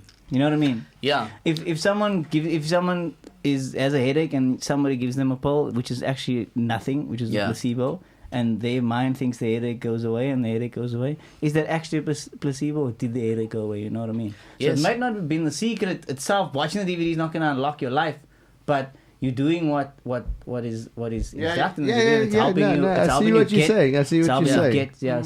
So I realized that the only way I can do what I want to do and drive that car that I really wanted to drive was to become an entrepreneur of my own. And I had to put that out in the world, and the only way I put that out in the world is by quitting my job and taking every risk, because then you can't turn back. You know what I mean? Yeah. You're forced to sit, and you'll be surprised what you can do when you're forced to do something. That's interesting. There's something spiritual in that, just generally, because for me and the way I perceive it is, it's almost like you took charge of your consciousness and you manifested that for yourself. Exactly. And then it just automatically and shaped your actions in the real world at the same time. And some girl will be like, you had a clan and he did this and he did that. You can go and speak to a lot of people who might have a very negative outlook and they have the clans and everything, and then they'll manifest failure or no, not good enough. And a lot of the time, that's what they will receive. Yeah. It's almost like their mental ways we got a or good their question here when you're done. of manifestation comes back to them and that's in a exactly real way. that's exactly what they're saying in the secret just not in so many words. Sorry, not in so many words, but that's what they're saying, and it's the same principle. Sorry to interrupt there, but Simon Orgil says that maybe if you had jawled the 50-year-old, then the man would have bought you the car. Maybe. So we have another question here. Simon is like my favorite guy in the whole world. I love Sorry, Simon. Signal. I don't know him, but he seems like He was like, sorry, me. Trent doesn't know Simon because Trent didn't even watch the fucking last podcast. I know, that's terrible. Was I the favorite before Simon? What a terrible guest. So check here. Not even. So we have another question. Interesting question. What do you know about TV psychics, and like, what's your view on them? What do you know about them? What's your view on them? Look, I think medium to the stars. Like a Hollywood medium is one. It's a brand new day. That's what's that one John Edwards crossing over with John He's old Edwards. school. You don't do celebrities, bro. Yeah. What's that other one? Hollywood medium. Yeah. Hollywood medium is once the John guy. Edwards a player. John Edwards is the guy. Is there a J? Someone's name beginning with a J over here. All the letters of the alphabet. And yeah. Some with the F. Anybody start with an X? Did someone have a great grandfather that passed? Is somebody here named Giovanni? Me. John Edward kicked it off though, right? Yeah, he kicked off that TV medium vibe. I guess so. Look, it always becomes very interesting when it's presented on large scale media, you know, because then people are already like, you know, you also get Long Island media. Who's that? That's Hollywood meeting, Long Island media. Teresa, that TLC something. Yeah. With the You guys are deep in the street. Yeah, I feel like I got FOMO. Do you know anything about this? They're talking about? About what? Long Island medium. Island Teresa, medium. she's like, so they what their stance is with her is like, just a regular woman. with like a regular family. It's like a reality show. Italian American, yeah. So like it's a reality show. So they'll show her like having fights with her husband or children or whatever. Okay, but let's not knock her. No, I'm not saying that you are. I just mean I want to hear your point of view. I'm saying, So that's what I think. That's what they're bringing up is that the popularity of that, because that's what's cool now. Right, I see. It's like trending and Hollywood median. She's cool now. Look, I do think that Hollywood median guy has some validity and has some skill. He's almost that guy. Is it because isn't easy to find isn't easy to find like info on celebrities? Where yes, at the same time, yeah. That was so stupid when they did celebrities. Everyone knows. He only does celebrities. He only does, and he knocks on the doors and he tries there and like he connects and stuff. Look, I haven't gone in and sat there and watched and people and actually watched things from a spiritual perspective. So for some of them, I do think they give the whole practice a funny commercialized view of things, because it's almost like they've taken it and which isn't necessarily bad, but what it has done, it's given people this kind of thing that it's rooted in commercialism in some way, whereas it is a practice that that is open to those who feel that they do have that kind of connection, and it's not as otherworldly as the media and people make it out to be. Do you know what I mean? There's this sense that these things can be dangerous, or that only the special people can gain access to this realm. But I'm here to say, and also with my experiences and in a very honest way, that anyone who has that feeling and they want to follow it, they are able to tap into that space. And my personal belief is that the power of intuition, the sixth sense in a way, is very strong, and it's open to all of us, and we can all raise our particular conscious vibration. So when just to conclude that question, what I think about them is, I think they've had their role in making people more aware of this kind of thing, and for that's cool, just generally. But I don't necessarily watch the shows and I'm like, oh, this is on point or that is, because at the same time it's very difficult to verify.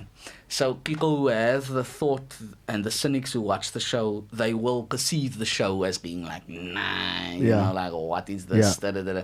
But then those who might believe or whatever, I think they'll perceive it in a different way. So it's opened that up to people. But I'm here to say also that it is very real for me. Do you have to deal with skeptics and stuff? They don't come to me, you know what I mean? Some people, like, they'll be like, when I start talking about it, they'll be a bit like, and then they'll take their drink or whatever it is, and they'll just walk away, or, you know. So that was TV psychics. We all know fucking TV's fake. Yeah. But, like, are there people out there with psychic abilities? Like, I guess... Yes, generally. I'm guessing they are, like, if it's a TV show, they're never going to show the wrong reads. You know what I mean? Like, sometimes you'll circle to read something, sometimes... Because you do have a lot of people... There are a lot of people that I know that go, like... My manager goes to a medium lady, and she's convinced this woman has known things about her that she wouldn't tell anyone, things about her mother that the mother would never tell anyone, has never known. So, and then there are also people that I've seen that will try and take advantage of that practice, you know what I mean? So I'm sure you can agree that there are people that will that aren't doing it properly, which is sort of like tainting the craft. But I kind of also agree with what you were saying about it being accessible. Only reason I say that is because I told these guys, I'm pretty sure if I had to search the WhatsApp, I'd find it. Yeah. But the craziest thing happened yesterday to me. So the company, okay, I won't actually go into that. I basically had a dream about the old company I was working for, and I dreamt that they asked me to come work for them again, which was weird because, you know, when I left, I was leaving IT to go into audio, which was my passion. So it was super strange. And then yesterday, the marketing dude comes up to me and he's like, oh yeah, we need like this software to handle X, Y, and Z. And I'm like, oh right, my old company does that. Let me give my pass a call and we talk and we chat and afterwards. And in thinking about it, if we are to sign, if they are to, like, if we take their product, didn't I just work for them? Like they asked me in the dream. Exactly. And that's the cool thing that's about like so freaky. It freaked me out. Like, that's the cool thing about the subconscious realm, because I don't think consciousness experiences time, you know. So if time, because time is a constraint that we've created for ourselves, like within, and Glenn said earlier about dying and, it exists in different spaces and different planets and all the rest. That consciousness remains and it moves forward. So if time doesn't exist, then that means that everything is happening at the same time. And the past, future, present, and the unconscious realm, like Glenn had experienced, maybe I feel that there's the very real possibility that it sensed the vibration or the energy, or he was in that time in the dream world, like your consciousness was there. And it was just strange because it was such a vivid dream. You know what I mean? Like, sometimes you have dreams and it's fine or whatever. Like, and that was the vivid part. Yeah, was me standing with the two of them and going like, don't you want to come work for us again? Yeah. And I was like, and that's kind of where I woke up. No, nigga. The crazy thing is also just in terms of society and like the things we don't learn. After the Industrial Revolution, this is for the history heads, Before the Industrial Revolution, are there even such things? All history buffs out there. So there's someone on the comments called Wasal, and she's saying, Keaton, she saw a spook in your hotel room. Yeah, she did. She found I was very scared of this hotel, and I posted a picture of it because it looked haunted as shit. Yeah. And she analyzed this picture, and she saw like a weird spook in the corner in the photo. Interesting. I'll show you the picture later. Do you have the picture? Yeah. Yo. That's cool. I don't feel like getting it now, man. Do I have to feel it now? No, you don't have to. No, we can do it off. Yeah, camera. but she's not lying. No, I'm not saying that she is. Oh. I'm not saying that, like, I'm not a skeptic. Creepy little thing in the corner. It's like, I'm gonna make you feel bad about that for no reason. Must be nice. You were talking about the dream, and you know what, just to quickly mention, guns with your dream and stuff as well. People in the past used to value the dream world a lot more as well. Before the Industrial Revolution, people actually, your normal human, especially even in the Western world, they'd sleep for 4 hours. They'd wake up and have like a period of lucidity where they'd write and like just sit in silence, and some people would pray and do things like that for about another hour and a half, 2 hours, and then they'd go back to sleep for 3 hours as well. So there was this real sense that they'd sit in this post-dream world and like they'd glean information from their dream world and actually put it down in the material world. And like, I mean, even in the Bible, there's a lot of, that's pretty cool. A lot of people God appeared to in a dream. Yes, exactly. And that I don't know if you guys watched Cosmos. They redid it in 2014 with Neil deGrasse Tyson instead of Carl Sagan. Yeah, and in the first episode, there was almost that one monk who was thrown in jail. I think it was the 1600s or the 1700s. I can't remember his name. But they still believe the Earth is flat. My dates are weird. But yeah, he in a dream he pulled back the curtain of the skies and saw the universe. And he believed it was a message from God. But he was sleeping, and why would that information come to him in a dream in such a strong way? He was on this flat ground. And he walked up to the edge of the world, and in his dream he pulled back this curtain of the sky, because we used to believe that Earth was the center of the world, and pulled all these stars away and the sun and the whole universe. He'd seen the whole universe, and it appeared to him in a dream. And people laughed at him and threw him in jail and all the rest. Because of the dream? Yeah, because he came out and said, no, this thing about the Bible is wrong. We're not the center of the universe. He spoke against it, and as a priest, and he'd like walk around and preach this thing. People are so funny. There's so many things that are unexplained, but we like to sit in this realm where we understand everything, and this is true. That guy it's reality. Wanting comfort, man. Comfort, any familiarity. If we can build our world of familiarity, then we feel happy and comfortable, and we don't challenge and whatever. And that's why the people in power will always make you not challenge the status quo. Exactly. And that's why there are the abundance of conspiracy theories, especially relating to the clan that we spoke about earlier. But yeah, how crazy is that? In a dream, universal truth came to him. So there are more universal truths, I believe, that we're on the doorstep of. And going back to what you said at the beginning, I do think more and more people are, even if they don't believe it, they're open to the possibility of that happening, and that's beautiful. And that's what the internet gives us as well. The internet is almost like for me, an externalization of consciousness. Yeah. Yes. Agreed. I do agree with that. You said that as well when we were talking about AI, like the internet is our combined consciousness. Yeah, but, it's such a cool get back to the dream thing.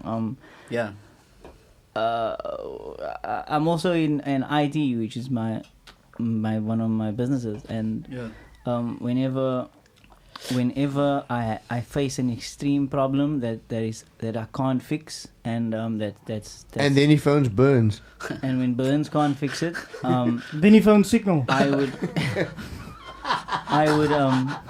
Did you switch it off and switch it on again? I would go to, and I will say this, and it's happened multiple times, and I always tell my fiance, I always tell her that this happened, and like, I tell her I'm gonna do this and it will happen, and it does happen. Where I can't think of the solution to the problem. Yes. I always think of the solution to the problem while I'm dreaming. There are actually NASA engineers who go into the dream world and they practice lucid dreaming. And I heard about that. Yes, I also heard about that. Yeah, they go into space and they actually put things together in their lucid dreams. And they're actually hired to do that. Okay, not do it in a lucid dream sense, but they're hired to come up with new ideas that are workable. And constructing things in the dream realm and then waking up and then writing it down, So that's very interesting. And I think because we're dreams confined... are kind of weird, bro, basically. There's also the belief that this is a dream and that we're confined, because consciousness is such a strong thing.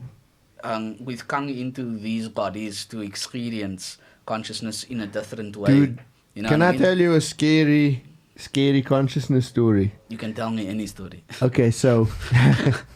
right, so I went through a stage where I was like heavily into psychedelics, right? Yeah. Loved like what it did, like the opening up, because in my mind it was like opening you up, okay, almost like turning on senses that you don't have. Yeah. When you know what I mean? So yes. Enabling you, right? Yeah. So this one time, and this was around about, it was just after the millennium. So it was between January and February the 5th of the year 2000. I remember that specifically because I went to a party, a trance party on the 5th of February 2000. We vowed that we'll never go to a trance party again because of something that happened, but that we can talk about off camera. Okay, cool. So anyway, so this one time, so I grew up in Ocean View, right? So Ocean View, like there's got mountains above it, and it's got like in the sort of low foothills. Yes. It's got a pine forest, right? It used to have, okay, it's not there, some of they cut it down, but it used to have this pine forest, right? But I grew up playing in this pine forest, right? And so did all of my friends, right? We would go there from when we were like 8 years old to when we were like 25 years old. It was like a back of our hand type of stuff. We had spots. We knew, like it's a case of you could tell somebody, meet us at the whatever, and you'd go there. Like the Goonies, that's cool. You know what I mean? So we had we had different spots for different reasons, man. You know what I mean? Yeah. So like there was one specific place where we would always go when we wanted to bribe, because you're not allowed to make fire in the mountain. But this was sheltered enough that you could make fire. You could make one, but then you had to run. No, it's not that. Like nobody could see the smoke because it would disperse in the canopy of the trees, man. Wow, yeah. So you could make a fire and you could lump it out, and it was cool. So that was like the spot. And so this one time, like, I was preparing for this other party, right, that I was going to go to. Yes. So I'm like, okay, cool. I'm on a day trip. And I asked my buddy, like, are you down? And he's like, nah, he's not ready yet for acid or whatever, right? Yeah. So I take it. What a fucking... Peer pressure. No, but... What a pussy. Exactly. Yeah, I'm on his side. Fuck burns. Yeah. So anyway, I was being sarcastic. He ended up taking it the night, though. That was my whole thing. It's like, I want to first see what the stuff do during the day, where I can know that when I take it at night, then I know what's happening. You know what I mean? So it's like an experiment. Yes. You feel safer during the day. Yeah, because the thing is, you can trip anything from 8 to 18 hours, depending on the strength of the thing. Jesus. Now, if you take it at night, you're not going to sleep that whole night. You know what I mean? Where at least if you take it at if you take it at 10 o'clock in the morning, then by 8 p.m., 9 p.m., then you should be down. Yeah. That's the theory. Anyway. And you get to see things during the day, which is more fun. You know what I mean? You can't really go to the bush at night. You can, but it's not wise. Yeah. So anyway, so we decide we're gonna go up to the spot because we where we normally make a fire or whatever, and but I take this trip. But by the time I go in, and this is why I know almost like everybody's brain is different, but I think there's also people like your consciousness exists on like different wavelengths, right? Definitely, yeah. Right. So I take this thing like at maybe 10 o'clock in the morning, right? And it normally takes however long to kick in. But we haven't even gone into the mountain yet, right? And I already start seeing visuals, man. And I'm like, okay, this is pretty cool. But by the time we get to the spot, right? So it's me and 8 of my mates. Yeah. Right? Or I'm the 8th one. Just the 9 of you. Yeah. So we're full on Goonies. But this is what makes it so weird, right? This is what makes it so weird. Sausage fest.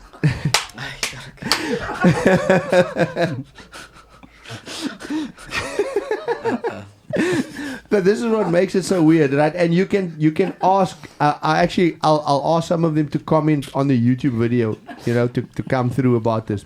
Okay. I got to the point, I'll right? bring them now. I got to the point, right, where like when I spread my fingers, it would look like I had webbed fingers, man. Wow. Like, yo, that's intense. Like so anything like and it got to the point where I couldn't see through like a bush or past the tree because the visuals are so strong, and it's like the only way I can describe it is like picture spider webs, but in the gaps of the spider web, there's colors. Wow. Right? Yeah. On everything. So I got to the point where I couldn't tell the difference between like the ground and the canopy. And I definitely never knew where the path was. I completely lost, like, I was disoriented, right? And I'm with 8 of my buddies or 7 of my buddies. They've just been smoking some weed, right? And I'm start freaking out, bro. I'm like, dude, I need to get out here because it's too intense. It's way too intense for me. I need to get to familiarity, something that I can recognize. Like, I need to get out of the bush. The bush is too powerful is the word that I used. Yeah. And they're like, okay, cool, go. So I'm like, what do you mean go? I don't know where we're going. You know what I mean? I don't know where we're going. I can't, whatever. Dude, the next thing I know, right? For some reason, they just walking, following me. Wow. Right? Yeah. And like not responding, like in a sense, right? It was the weirdest thing. And we walked around, right, for 3 hours and we couldn't find our way out. We were walking through one thing and I managed to catch a glimpse of a house and I just started running in that direction. Yeah. Right? To get out of the bush. Right? Yeah. And I'll never forget this. And my one mate, he just worked on my car now. We actually spoke about it. We like stumbled out of the bush in this like random spot, like nowhere near where we normally go in because we had gone. Basically, we had like walked through the length of the forest rather than just going straight out. Yeah. Because I don't know where we were, right? Exactly. Yeah. So we stumble out and like as we get out, like all the other O's go, "What just happened now?" That is amazing. And I'm just like, I'm going. Like, so it's to me, it seemed like my consciousness took over their experience. That's very interesting. Like why did they not just say, here's the path? Exactly. Why did they not just say, like, bro, where are you going? Why are you, you know what I mean? Why did they not just go, here's where we go out? You know what I mean? Exactly. Well, how did we get lost in the bush that For we 3 know hours? For 3 hours? You might have even entered a different I just want to say, dimension. I've never taken like that kind of drugs. Yeah. But isn't it funny? And it's not like, I understand the whole point of your story. But isn't it funny like how you take a drug that you know is going to make you hallucinate, and then when it happens, you're surprised. Yeah, but the thing is, it's fine to be surprised, right? No, like, but everyone that has taken these kind of drugs You said it twice now, nobody tell has that to story. think. But why? I understand if I'm not disputing what happened there in your story. I'm asking in general. I'm not surprised at the hallucination. Mm-hmm. But why did my hallucination affect 7 other people? No, I'm not disputing that. No, I know you're not. I know you're not. It just blows my mind. Lovely. I'm not surprised at it. Why do people still like? Speaking of bushes, were you not surprised when you saw the webs that were colorful? No, that was why you do it. Okay, so that didn't like shock you because no, you said, that I need didn't to get shock away you. from this bush. I got to the point where it was too overwhelming. Okay, got where I was like, there's too many visuals. Like I can't tell the difference between. Speaking of bushes, are there ever times where it's not overwhelming? Yes, completely. You just like, I'm in control. So this is where they go with set and setting. It depends on where you do it, who you do it with, and like the amount. Are you with someone that's looking out for you? You know what I mean? Is there somebody that can, if you start freaking out, go like, dude, it's cool. Here's the path. You're on drugs. You know, no, but not like. Yeah, but what like, if they've taken over my consciousness and I don't know where the path is either? And we were both panicking. That's so cool. It's almost like you created an umbra for the like the whole. Well, I don't know what that is, but it felt like they were in my dream. I don't know what that is, but yes. Like you created like this alternate reality, or like you stepped into a different dimension, basically. Totally. You know what I mean? Speaking of the bush, right? Something relatable. I read this amazing book called A Hand in the Bush. The Art of Vaginal Fisting, and it's a wonderful piece of literature. Sounds like a good read. Nah, Bruce. We just got mad deep. We just got mad deep, and then he talks about going mad deep. I forgot, this is actually in Keko, this is speaking of bush, and I actually brought this for whoever wanted it. Drugs? No, that's in Keko, the stuff that I use. In here? What do you do with it? That's the second herb that I use to. Can I see that? You can. Yeah, I burn it, and that puts me. It just helps me and assists me in going into the. So you just set it on fire. It helps you. It helps you go into the realm. Yeah, well, I do a short meditation when I burn that. Why like didn't 30 we burn seconds. this now? Can we burn this here? I don't know. I don't have a lighter. Maybe I have a lighter. You can burn it if you want when we go out for lunch, let's burn it in your car, Keaton. Okay, fine. The hot box of your car with some pepper. And they can't stop you because it's a traditional herb that people use. You know, it's not like. Smells a lot like weed. It kind of does. It's like the same smell. What is it? Maybe you can make a tea out of it. You can smoke it as well. It'll put us into the soul realm. Meet all young Red Skull there. Welcome, Bernard, son of. Son of Giovanni. Son of Giovanni. Dude, but that smells a lot like weed. But that's what I'm saying, like, man. You're not gonna smoke another time. No. That's what I'm saying. I haven't smoked it. But that's what I'm saying. Did you say it again? It doesn't have any hallucinogenic properties. I think you need to burn or smoke a large quantity of it. Then it can make you just feel very calm. But this is safe. Yeah, completely, man. Okay. You know, it's not like. It burns. It grows naturally. Yeah. And you can pick it. Yeah. Anyone can pick it. You said it's related to sage, right? This one, what's it called? Sage is an indigenous to Cape Town. Thank you, Keaton. Yeah, that's in Pepo. It's also called koi goed. They used to the decorated in the ngatrasa. They put it in the ngatresses because it wards off insects and the like. Got traditional healers burn it, and Sankongas burn it to connect with ancestors. Dude, I once we had to my aunt bought this. African sage. My aunt is bought this the property. English name. And sage is related to salvia. Yeah, and that you can definitely smoke. And salva. But yes, what did you want to say? Your aunt. My aunt bought this property just to open up a shop, and it was first. It was a Sangoma's shop first. Wow. And he was like evicted quickly, so I was sent in there to clean swiftly. Yeah. I was sent in there to clean this place up. Yeah. And I've never seen or been in a place more disgusting in my entire life. There was blood stains on all the walls, right? Jeez, Louis. There was the most vile smell ever. There was weird liquid stains all over the floors. This man gave us a herb at 420, just saying. There was a jar. There were jars of like fetuses of God knows what animal, but like multiple jars. Yeah. Like, I'd be so scared to be at a Sangoma because I don't know what the fuck that guy was doing there. Yo, he took it to the next level. It was crazy level, there. Yeah, he didn't have a door either. It was just like it was just a curtain. So I don't know how he locked up his shop at night, but there was just a curtain on the main road. Yeah. What do you think of that? It was madness. Using like animal ritual. Yeah, well, I mean, personally, I wouldn't do something like that. But I know for the Sangonga, I don't know enough about the Sangonga. And what is the deal with... I wouldn't do that because I don't want to inflict harm. I see myself as like a light worker. And you vegetarian? I'm vegetarian. I would want to be vegan like later. It's just very difficult to be vegan. Soya milk is expensive. So I still eat eggs and milk and stuff like that. And, yeah. Yeah, and do you know anything about things like blood sacrifices and why people would use blood sacrifices?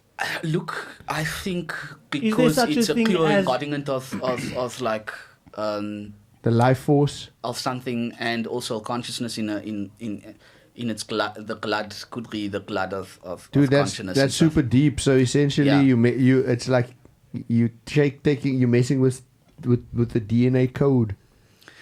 Well, if you want to take it to scientific level, then yes, but I don't know enough about it. Okay. I also am just, because I consider myself a shaman and stuff, I don't do anything that harms creatures and other living things. And is there such a thing as dark magic? Energy. Yeah. Yes.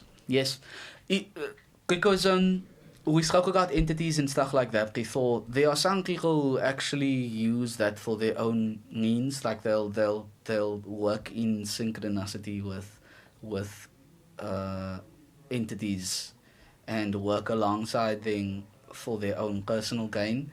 And you'll find practitioners like that. Are these evil entities? In the human understanding of it, yeah. And our classification, because humans like this, he's a phone, this is okay. This is black and this is white. Yeah. In the extremity of looking at things, then yes, you could say that it's evil, but in consciousness terms, you're just saying like it's not. It's a little bit more negative, or it's. So you guys don't have good and evil, but you have positive and negative. Hongi, I believe that we all have that. Do you know what I mean? It's not like. I just think that in our human form, in our human iteration on this planet, in this human life, there is good and evil in like a societal sense. But when it comes to consciousness, everything is everything. You know what I mean? So is there positive and negative in consciousness? Yeah, our perception of it, yes, the way we perceive it. How is it different from good and evil? Is it not just like, I mean, if you're thinking of, intent, it comes down to intent. So basically, if I want to be with a woman, right, I can either woo her. No, I get that. I understand. Or I can take it. You know what I mean? So your intent, I think, behind it is your intent self-serving or no? I understand. Or not? I understand intent. There are different spirits that have different. Yeah. What I want to know, different intentions, but what I want to know is how is it different from good and evil and positive and negative, and why are there those who want to cause harm opposed to spirits that, I don't know, are they friendly spirits? Why are there people that want to cause harm? Yes, it's like what Ben said there as well. There are, you call them friendly spirits in our understanding of it, yes. Others might want to cause harm because they have their own desire in causing harm. Okay, I guess what I really want to know is why do you guys, or why in consciousness is there no such thing as evil?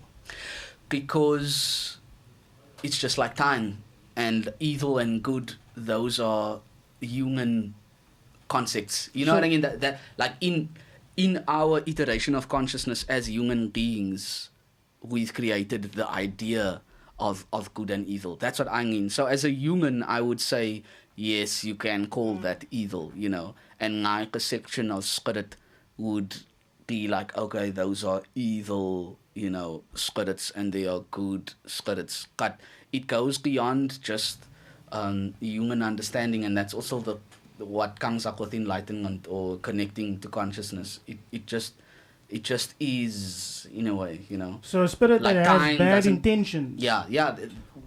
To what end, or where does that intent come from? Like, I don't understand. Like, it can come from a space of our own negative thinking and our own evil thoughts. People can manifest stuff. Okay. But yes. Okay, I understand. You know what I mean? So can I got a question? Yes, go for it. These entities that you mention, are they created beings? Have they always been there? Yeah. Are they created beings? Yeah. And if they're not created beings, then where do they come from? And that, I think, goes into what Siki was saying there. It's like, like, you know what I mean? Like, I can understand why a human being can be evil because it's in my heart, the flesh. But now, like, so what is your view on entities, or, you know, are they created beings? Because, I mean, earlier on you said you don't believe in a creator per se. No. So then are these like a sub, you know what I mean? Do you know what I mean? So there's the force that is and always was. Yeah. And then there's us. Yeah. Right? And in between us there's these entities. That's I think that they are iterations of consciousness. I think that consciousness itself is always in stasis, and they can be created by, because I'm not completely clear on this myself, you know what I mean? And I don't have a clear thought or system. Our understanding. Yes, and that's okay, you know. I don't completely understand that at the same time, but what I can say is that these things, I do experience things and I can sense things, and they are there. Yeah. And what came to me first when we were talking about this is that in terms of creation, they can be added to by negative thoughts by other people, you know, or you can summon that. And when we were talking about with Keaton about manifestation, like, you can bring that kind of energy that does exist in consciousness into your being in that way. In that sense, they might be created. But there are things that, because I believe in alternative dimensions and stuff as well. I believe in the possibility of those things as well. And that's why Bern's story was also so cool, because I actually think that he opened up a space into a different dimension. That's kind of drugs. Like I said, we'll talk off give him camera. That power. Don't tell him that. I'll tell you a story off camera. I don't think the crowd's not ready yet. We've reached our time though as well. We have, unfortunately. Quick, do you have any final words to the people? Push your business. If anyone wants to book you, what can they do? We've had amazing, just one thing, we had amazing comments, guys. Yeah. Please go onto the YouTube and continue this conversation. We've had so much interaction. We get so much, we'd love some more YouTube interaction. Because, so more people can because Trent, I'm sure you'll be there in the comments answering questions. Yes, so if you want to carry on asking these questions, because there's some interesting stuff coming up.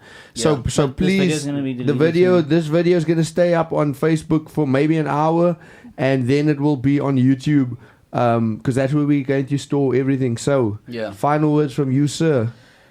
So if I would just like to say, if you do have the desire to do a reading with me, I am available at my website, nightingalevision.com. I have a Facebook page as well at the same name, Nightingale Vision. I'm on Instagram as well under the same name, Nightingale Vision. We'll add those to the description of the YouTube as well. Yes, please. And I also want to say, yes, I'm open to questions and the like. And I do feel that if you have the desire to do the reading, then I'm here for you, and we can do that reading. And there's a reason that you listened and watched this podcast, and it's only to do a reading with me. And I do believe that. So yeah, and I would also like to say thank you to these three fine gentlemen. Thanks for hanging out with us. Yeah, thanks for hanging out with us, dude. Yeah, it's a pleasure. Cool it's guy. Always good to see you guys. So yeah, that's it from me, and I'll see those of you who need to be seen.